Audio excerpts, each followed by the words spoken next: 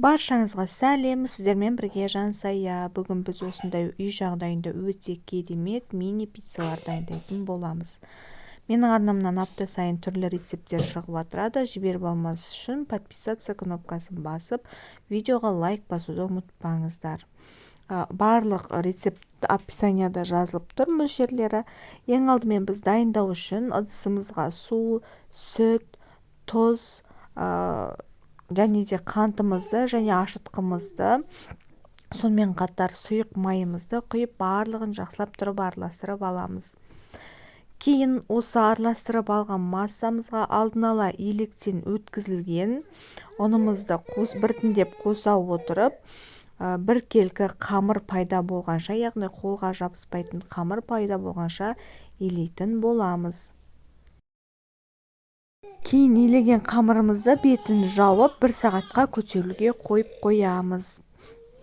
1 сағаттан кейін көтерілгеннен кейін осында 2 есе көтерілу керек қамырымыз. Осыны біз бөліктерге, яғни бөлетін боламыз. Менде бұл қамырдан 12 бөлік шықты. Осы бөлікке бөлген қамырларымызды содан кейін біз жайып шығамыз. Оны барлығын оқтаумен емес, барлығын қолмен жайып шыққан дұрыс болады. Кейін жағып алған қамырымызға біз осындай соусымызды жағамыз.